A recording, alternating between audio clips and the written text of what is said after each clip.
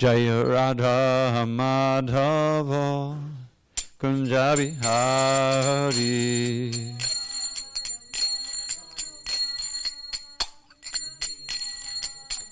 Jaya Radha Madhava Kunja Bihari.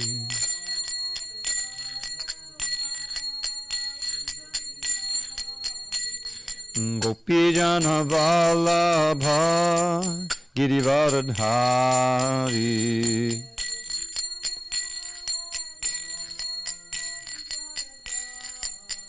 Jaya Gopijana Vallabha Girivardhari.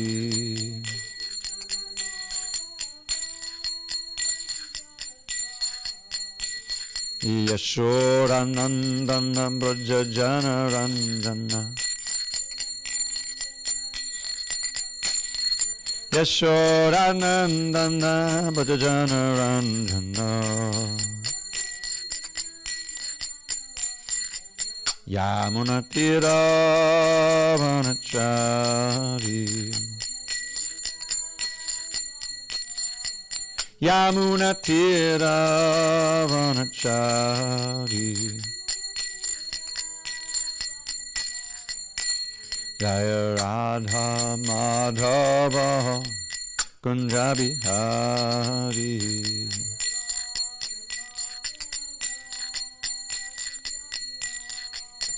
Jaya Radha Madhava Kunja Bihari.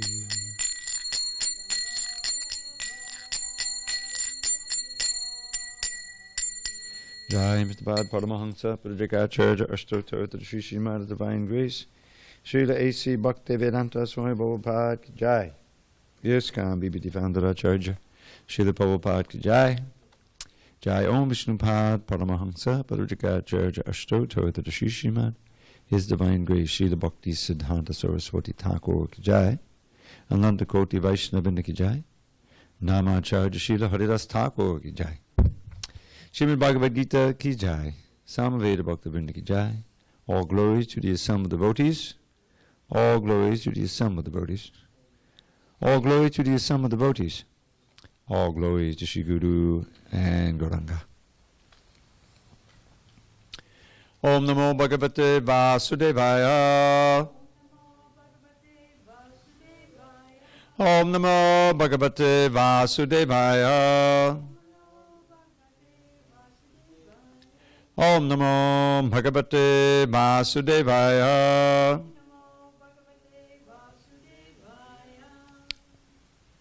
On this 24th day of July 2019 in SanDiego, we're reading from Srimad Bhagavad Gita as it is. Translation and commentary by His Divine Grace A.C. Bhaktivedanta Swami Prabhupada. We are in Chapter 5 entitled Karma Yoga, Action in Krishna Consciousness. Text number 18 at the top of page 246. Vidya Vinaya Sampanne Brahmane Gabihastini Shunichaiva Swapakecha Pandita Samadarshinaha Vidya Vinaya Sampanne Brahmane Gabihastini Shunichaiva Swapakecha Pandita Samadarshinaha Vidya Vinaya Sampanne Brahmane Gabihastini Shunichaiva Swapakecha Pandita Samadarshinaha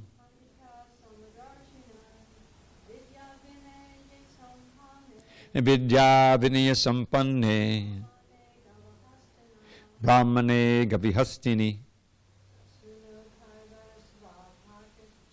Shunichaiva Swapakecha Pandita Samadarshinaha. Vidya with education, Vinaya and gentleness, Sampanne fully equipped, Brahmane in the Brahman, Gavi in the cow, Hastini in the elephant, Shuni in the dog, Cha and Eva certainly, Swapake in the dog-eater, the outcast. Cha, respectively, panditaha, those who are wise, samadarshinaha, who see with equal vision.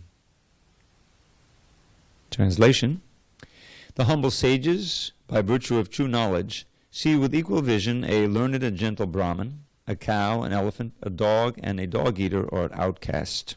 Purport: a Krishna-conscious person does not make any distinction between species or castes.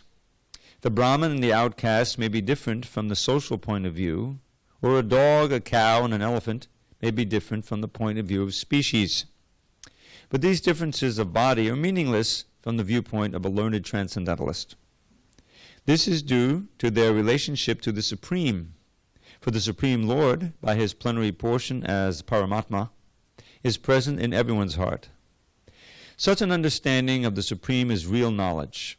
As far as the bodies are concerned in different castes or different species of life, the Lord is equally kind to everyone because he treats every living being as a friend, yet maintains himself as Paramatma regardless of the circumstances of the living entities. The Lord as Paramatma is present both in the outcast and in the Brahman, although the body of a Brahman and that of an outcast are not the same.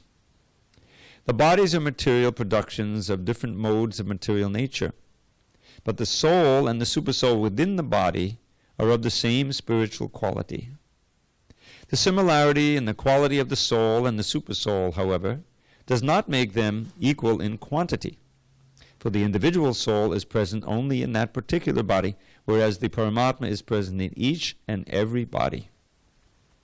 A Krishna-conscious person has full knowledge of this, and therefore he is truly learned and has equal vision. The similar characteristics of the soul and the supersoul are that they are both conscious, eternal, and blissful.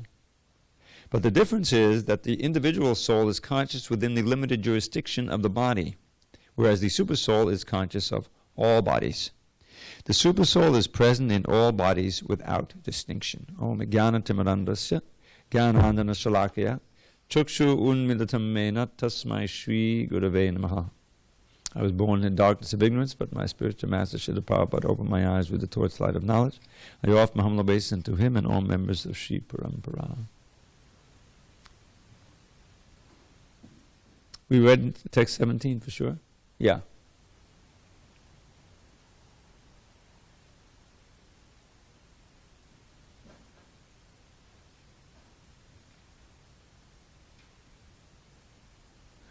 Do you remember reading 17?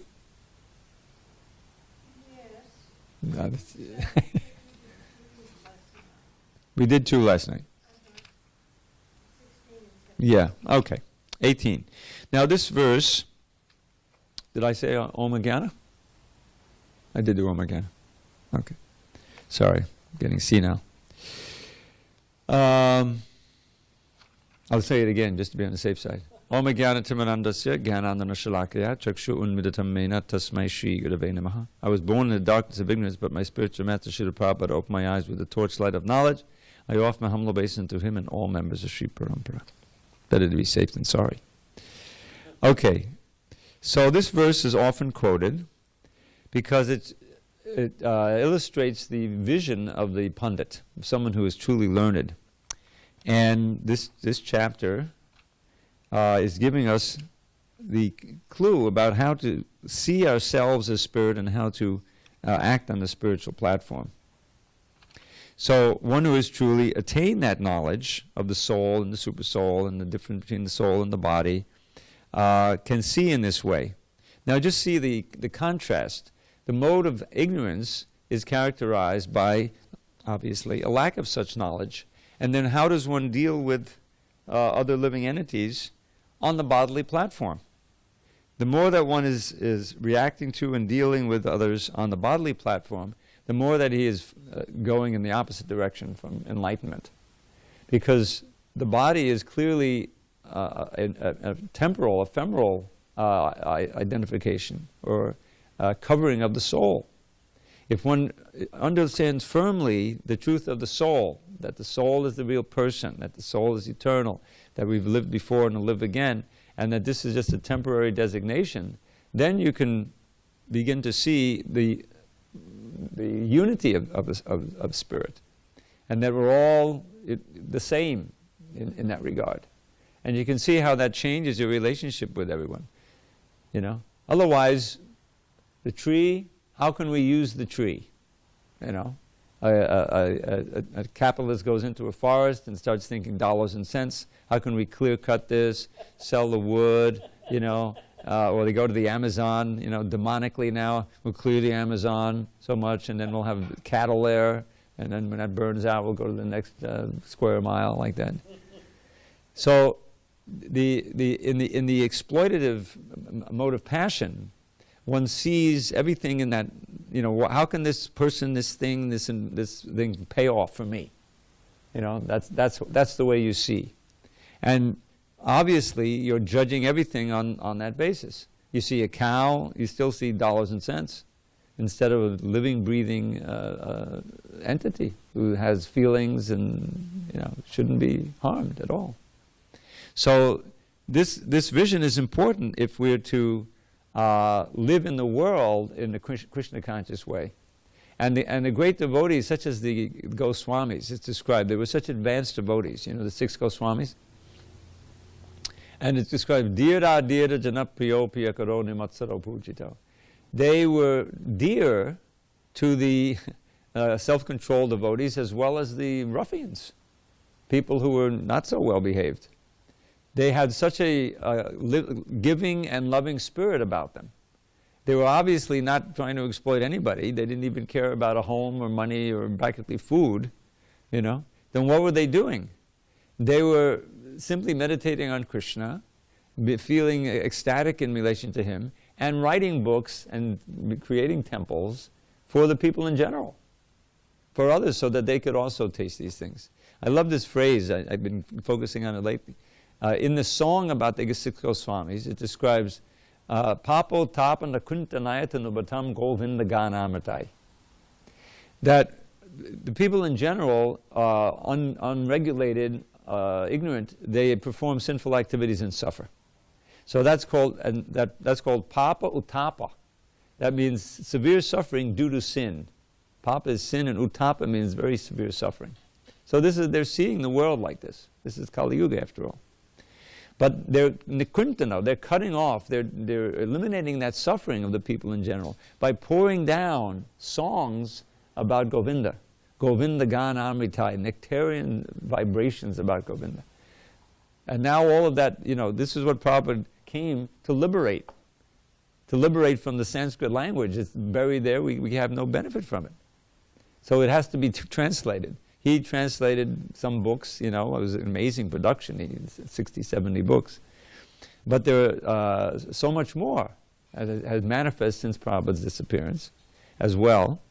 And so all of these things, plus, you know, the books that we're reading, we should remember, are full of commentary by the 6 Goswamis and their descendants, their students and the students of their students.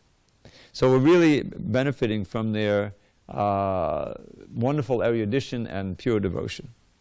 So this seeing, vidya vinaya sampane, this is characteristic of a Brahmin.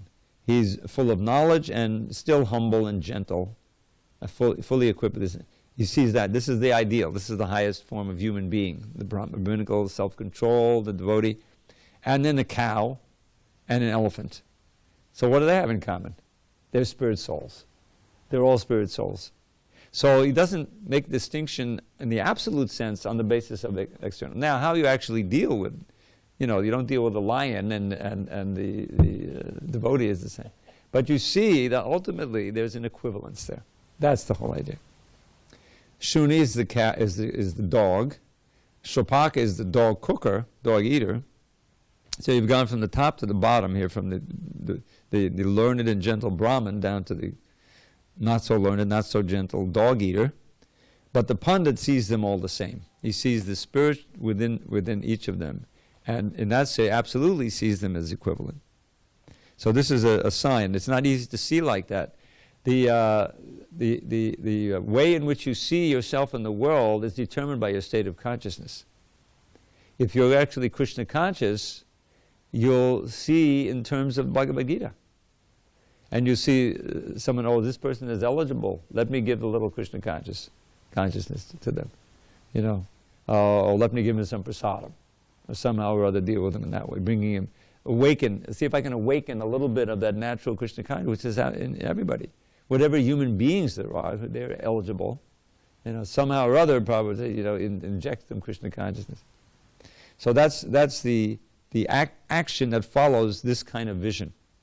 You're seeing everyone equal. That means they're all servants of Krishna. They're living entities, and the only hope they have of leading a successful life ultimately is to learn a little bit about Krishna, do some service for Krishna, and that's in their eternal bank account. That means that this life or next life they'll continue.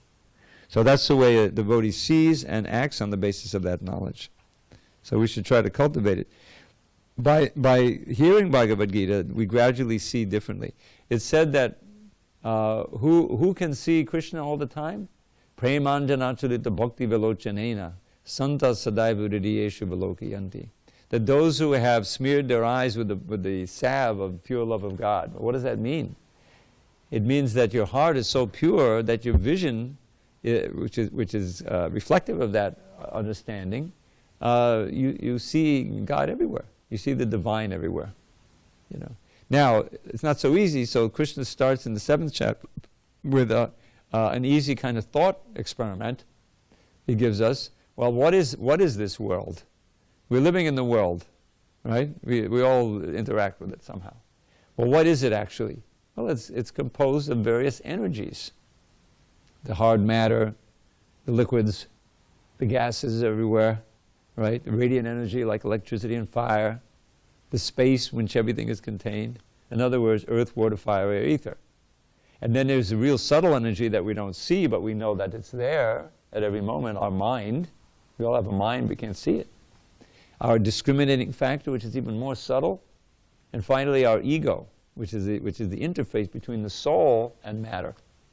That false sense of self, rather than living in our real ego, a real sense which is eternal servant of Krishna, we've established a false self.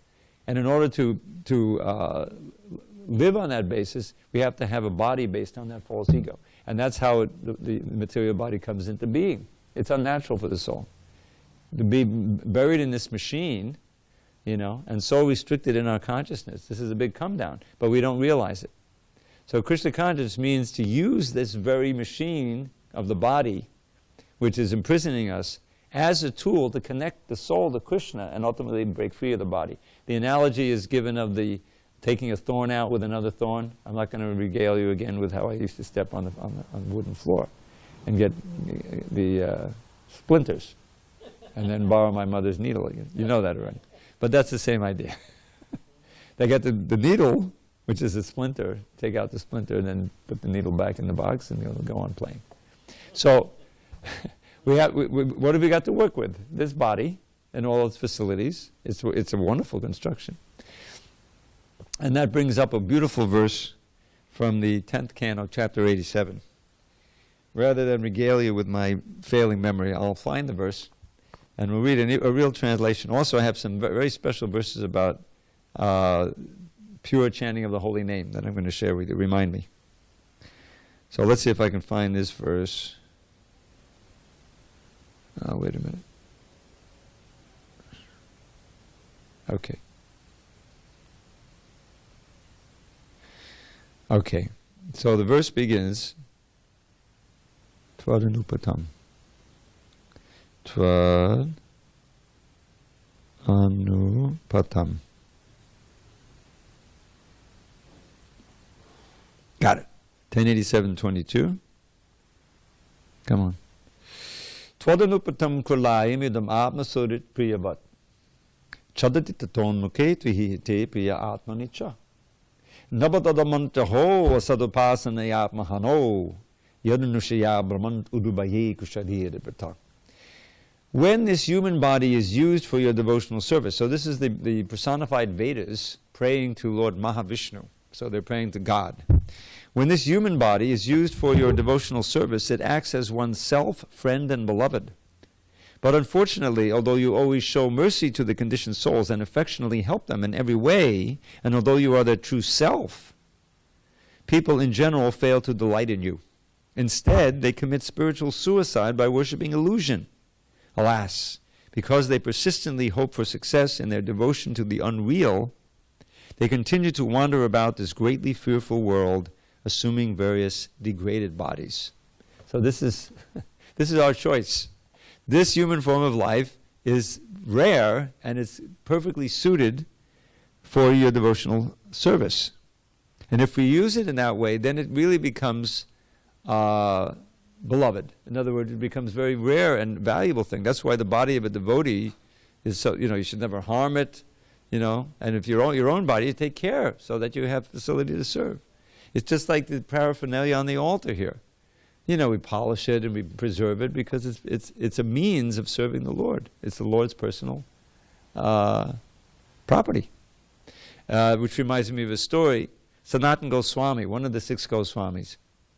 So he went to visit Lord Chaitanya in Jagannath Puri, going all the way from Vrindavan, walking through the jungles and everything, and he picked up a disease, some kind of blood disease, and it resulted in itching sores and pus coming out of his body, sores. So when he arrived in Jagannath Puri, he felt very, reluctant to go near Lord Chaitanya, but Lord Chaitanya wanted to give him a big hug. He says, "My Lord, please don't touch me." But Lord Chaitanya insisted, and he, got the pus over his body, and then Sanatana felt he was performing this big offense against Lord Chaitanya. So Lord Chaitanya, no, I'm getting purified. He ignored that business. Anyway, it went on like that, and finally Sanatana Goswami said, one of the ways that Vaishnavas sometimes commit suicide is to throw themselves under the wheel of the cart. You've seen these big Ratha Yatra carts? Juggernaut. That's where the word juggernaut comes from, English. Did you know that? The English word juggernaut, unstoppable force. Did you ever hear that word? Yeah, that was created by the British. They're pronouncing Juggernaut. Juggernaut on the altar, which means the Lord of the universe.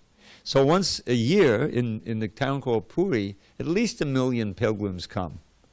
I've seen the road. It's a huge road, very wide. I wasn't there at the time of Ratha Yatra. This is 1983.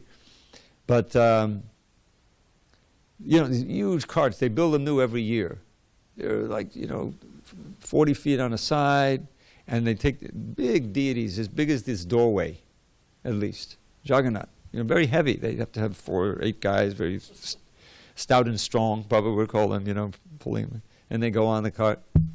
And so then they have, I don't know how many wheels are on these carts, 8, 10 wheels that they build, and they start going with big clamoring, everyone's chanting harekrishna and building, with the gongs and everything. I saw that. You can just YouTube it. YouTube Ratha Yatra, though, you can see it. So these carts are going, very powerfully. So some people think, well, I can easily go back to God and just throw myself under the wheel. And inevitably, they try to stop them. The soldiers are there and everything, but, So at that time, there probably wasn't any soldiers. So Sanatana was thinking, this is what I'll do. I don't want to offend Lord Chaitanya anymore. I feel so bad about it. So Lord Chaitanya would come to see him every day. And because he and his brother, when Rupa came, and Haridas, they wouldn't go near the temple because they had been associated with the Muslims, or they were Muslims, Haridas. So they wouldn't go near the temple because that would cause a big fuss. So Lord Chaitanya would go to see them. So Jagannath, the former Lord Chaitanya, was coming to see them rather than they go. So Lord Chaitanya immediately started chastising him because he could tell he's a super soul. He said, what are you doing? You can't, this body belongs to me. You've surrendered to me, that means that this body is mine. Did you remember I explained the word nama? Like we said, nama om Vishnu Padaya. Not mine, nama, you just bow down. This body is not mine anymore, it belongs to you. So how can you steal someone else's property? It's not yours to, So in this way he's chastising. So anyway, after that he gave him another big hug and all of his disease was gone. You see, Lord Chaitanya could do that. So he did that several times with Vasudev Dutt also. Yeah. So the point is that this, as this verse says, when this human body is used for your devotional service, it acts as one's very self, friend, and beloved. So normally the body is kind of an impediment. It's pulling our consciousness this way and that way. The senses are pulling it here and there, or it gets diseased, and you feel that it's holding me back. But when you actually use the body for Krishna's service, then it becomes your friend. And that's why a pure devotee's body is never burned. Otherwise they burn the body. But the body has become pure by service and devotion. So, but unfortunately, even though Krishna is always there as the super soul to show mercy to the conditioned souls, affectionately help us in every way. So when you're really serving Krishna, he's giving you knowledge from within about how to serve him. There's a famous verse in Bhagavad Gita, in chapter 10, where Krishna is describing, this like 4 essential verses in the Gita. 10, 11, 12, 8, 9, 10, 11. I'm sorry, 10, 8, 9, 10, 11. So the first verse says, Aham sarvasya bhavavo mattak sarvam bhavartate. Krishna said, I'm God. I'm the source of everything. He says it both ways. I'm the source of everything. Everything is created by me. Mattak sarvam bhavartate. Iti mad bhavajante mam buddha bhava samanvada. Those who know this perfectly, they worship me with all their heart. How do they do that? They think of me first. It's always they mat chitta. They place their consciousness on me. Gata prana. Their life energy is gone to me. In other words, they dedicate their life activities to me. And what do? Bodhiyantak parasparam. They get together and they discuss me. To get, mutually. In this way, they enjoy spiritual happiness. Bodhiyantak parasparam katayantastamam nityam. Always glorify me, talking about me. Tushyanti chadamanti. They feel satisfied in spiritual bliss by talking about me. To them, who are always this way, Tesham, Satatayuktanam, who are always linked to me in this way, Bhajatam Priti Purvakam, worshipping me with great love, Dadami, I give Buddhi Yogamtam, I give the intelligence, Upayanti, by which they can come to me. Dadami Buddhi Yogatam, Yena Mam Upayanti, Yena, by which they can come to me. Now how does he do that? From within and without. From within, the Super Soul is giving us intelligence. He's always giving us intelligence. If we want to do nonsense, he'll give us that intelligence. He's impartial, But when we actually start serving Krishna, then he's very eager to give us intelligence by which we can come to him.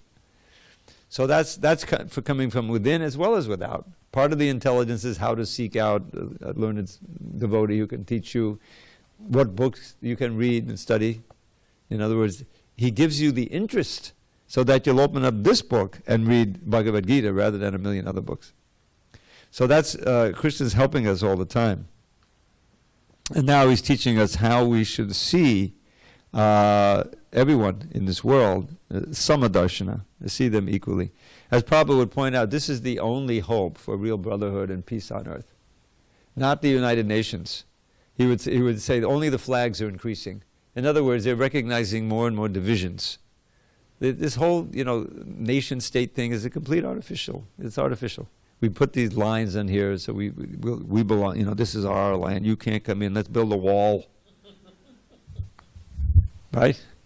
Why? Because we want to, anyway, don't get me started. Okay, shall I go on?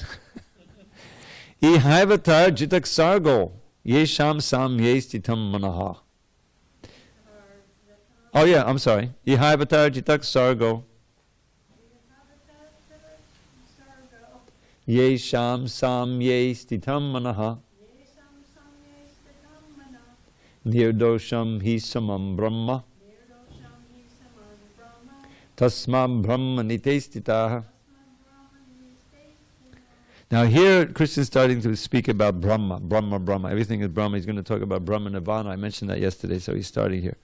Those whose minds are established in sameness and equanimity have already conquered the conditions of birth and death. They are flawless like Brahman, and thus they are already situated in Brahman. Purport: equanimity of mind, as mentioned above, is the sign of self-realization. Those who have actually attained to such a stage should be considered to have conquered material conditions, specifically birth and death. As long as one identifies with this body, he is considered a conditioned soul. But as soon as he is elevated to the stage of equanimity through realization of self, he is liberated from conditional life. In other words, he is no longer subject to take birth. That should be to taking birth in the material world, but can enter into the spiritual sky after his death. The Lord is flawless because he is without attraction or hatred. Similarly, when a living entity is without attraction or hatred, he also becomes flawless and eligible to enter into the spiritual sky. Such persons are to be considered already liberated, and their symptoms are described below. So this equanimity of mind, this is mentioned all the way back in chapter 2. If you recall, Krishna is talking about how the intelligence has to be fixed, and Arjuna answered, what's the symptoms, what's the characteristics of one who's fixed? How does it go? Yeah. No. Yeah, here it is. Arjuna asks in text 254, Arjuna, O Krishna, what are the symptoms of one whose consciousness is thus merged in transcendence? How does he speak? What is his language? How does he sit? And how does he walk? And Krishna's answers are exactly according to this equanimity, sameness. Prajahati yada kaman sarvan partamanogathan atmanevapmanatushta stita pragyasta dochite. The stita pragya, fixed consciousness, equanimity. When a man or woman gives up all varieties of desire for sense gratification which arise from mental concoction, and when their mind thus purified finds satisfaction in the self alone, then that person is said to be in pure transcendental consciousness. Dukeshvano dvignamana sukeshu bhagataspaha vita raga bhaya kroda stita di manuruchate. Stita di, it's fixed mind. One who is not disturbed in mind, even amidst the threefold miseries, or elated when there is happiness, and who is free from attachment, fear, and anger, is called sage of steady mind. In the material world, one who is unaffected by whatever good or evil he may obtain, neither praising it nor despising it, is firmly fixed in perfect knowledge. One who is able to withdraw his senses from sense objects, as the tortoise draws his limbs within the shell, is firmly fixed in perfect consciousness. So this is the characteristics. The whole idea is to establish one's consciousness in Krishna so that the inevitable dualities of this world don't shake your mind and disturb you and your meditation. It's possible if one is firmly fixed on Krishna and is constantly praying. One has to constantly pray, internally. That's why they said the chanting should go on all the time, so that one prays to remain fixed at Krishna's lotus feet and not to be disturbed by the things of this world. That's one is situated in Brahman. So Brahman means you're situated in Krishna. Krishna is the supreme Brahman. Not easy to get to that point.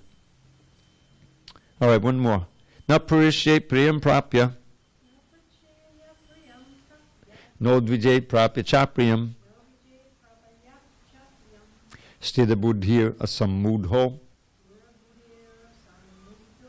brahmavid brahmanistitaha.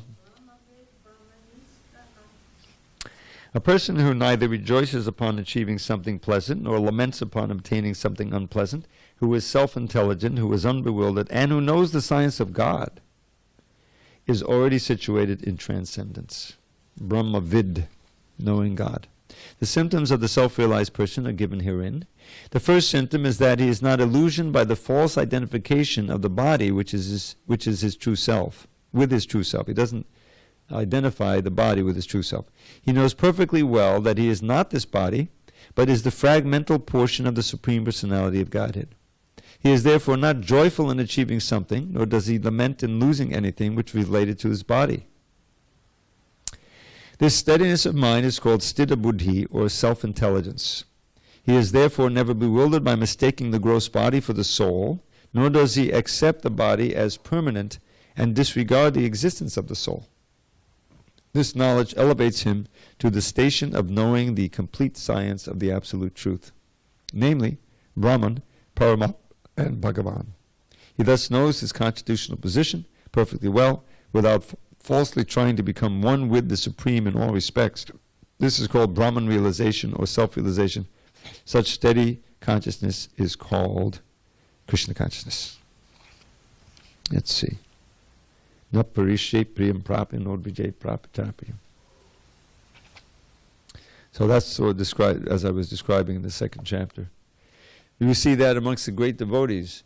I was just discussing a little bit about the life of Haridas Thakur. Haridas Thakur is known as Namacharya. He showed by example the importance and the result of chanting the holy name constantly. He chanted 192 rounds a day. Can you imagine? Took him 16 hours at least. Completely fixed. And he was a thorn in the side of the Muslim rulers, because he had been born a Muslim, but he became a Vaishnav. And so they arrested him. The Qazi. Qazi is like the sheriff. He works for the king, King Hussein. So they were very upset that Haridas was getting so much honor for being a very great Vaishnav rather than a Muslim. So they arrested him and threatened him. Apparently there's some saying within the Quran, if you utter it, then you're saying, I'm a Muslim and I accept Allah as the only God, whatever it is, something like that. So they said, well, you've got to recommit to Islam, otherwise you're in trouble. So he said, oh, look, there's so many, you converted so many Hindus into Muslims. What's the big deal if one Muslim converts to Hinduism? They didn't like that. So they threatened him. He said, you've got to stop chanting Hare Krishna. We're going to execute you. He laughed and he said, in Bengali, which I don't remember, you can cut me up into little pieces, but I'll never stop chanting Hare Krishna. So they said, that's it. That's it. And they sentenced him to die by execution. The means of execution was beating to death. Horrible. So that, this had been done before, and usually they go to different bazaars. So they wanted to be public. A bazaar is a marketplace. So they started beating him, two very stout and strong executioners, beating him with these sticks. But he was chanting loudly, Hare Krishna, Hare Krishna, Krishna Krishna, Hare Hare. He didn't feel any pain, and he didn't show any injury. Go on and on. Usually 1 or 2 marketplaces and they're finished, 1, 2, 5, 10, 15 marketplaces, 22 marketplaces. The guys were exhausted, their arms were falling off, and he wouldn't die, he wouldn't even look injured. He was just chanting Hare Krishna, Hare Krishna, Krishna, Hare Hare. So the executioners became very afraid, because if they weren't able to execute him, they would be executed. So Haridas heard them talking amongst each other. He said, oh, am I causing you a problem by not dying? Then I'll die. And he went into a samadhi. Samadhi, which looks like death, He didn't look like he was breathing even. So finally they were relieved, and they carried the body back to the Qazi. And they said, oh, what do you want us to do with him? Shall we bury him? It was right on the bank of the Ganges, I said, no, don't bury him. It'll become a place of pilgrimage for the Hindus. Throw him in the river. So they chucked the body in the river.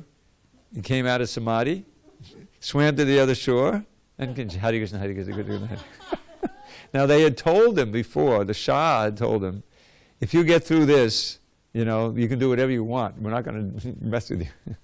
So when he came out chanting on this side, oh, Hare Krishna, we're not going to bother you anymore. He became very famous. So that was Haridas Thakur. Now, on the other side, because it's, what does it say here? Priyam Prapya, Nodvijay Prapachapayam. There's 2 sides to the agitation. He doesn't rejoice upon achieving something unpleasant, nor laments upon obtaining something unpleasant. In other words, okay, so he was able to tolerate the beating. What about the other side? So there's another story about Haridas, where he was a young man, he was still chanting, he was taking this up from birth practically. So one landowner became very envious and wanted to make him fall down, seduce him. So he hired a prostitute to go and see if you can seduce Haridas Thakur. So, moonlit night, Haridas is sitting there in a nice garden, and she comes and displays her wares, And Haridas says, what's up? And she says, well, I want to be with you, And so he says, no problem. But I have to finish my rounds. I've taken a vow to chant 10 million rounds this month, and I'm almost finished, so you just sit there, and as soon as I'm done, we'll be together. Hare Krishna, Hare Krishna, Hare Hare. All the way till morning, the sun rises, he's still not through. So she says, okay. So she offers a basin and says, she's a pious lady, even though she's profession's not so great. She goes back to the Khan, Ramchandra Khan, I think it was, and he wants to know, what happened? Give me blow by blow. So she says, take it easy. It's working, but he's going to tonight for sure. And then you come the third night, and then you can arrest him, Said, okay. So the second night she goes back, and he's chanting Hare Krishna, Hare Krishna, Krishna Hare. And so the same thing happens. Says, oh, I'm so sorry, we couldn't be together last night. I'm almost through. Just wait for me here. So she starts waiting and waiting. And what is she going to do? So she starts chanting herself. She's getting purified. So at the end of the night, he's still not done. She offers obeisance and goes away. So the third night she comes back, and this time after half the night is done, she realizes what's going on. And she offers her dhanabats, and says, "Oh, I'm so sorry. I was hired by this guy to try to make you fall." And Harida said, "I knew the whole thing from the beginning. I would have left before, but I did it just to save you." So now you give up everything, sell your wares, give it to the Brahmins. You just chant in that hut over there. Everything will be fine. And so she became a great devotee, and people honored her, even though she had a bad background, And he went on his way. So on both sides, he showed his absolute fixity of consciousness. He couldn't couldn't be disturbed by this beating you got, and he couldn't be allured by this beautiful woman coming in the middle of the night. He's a young man, at that time. So in this way, he showed the perfect example of being protected by chanting the holy name.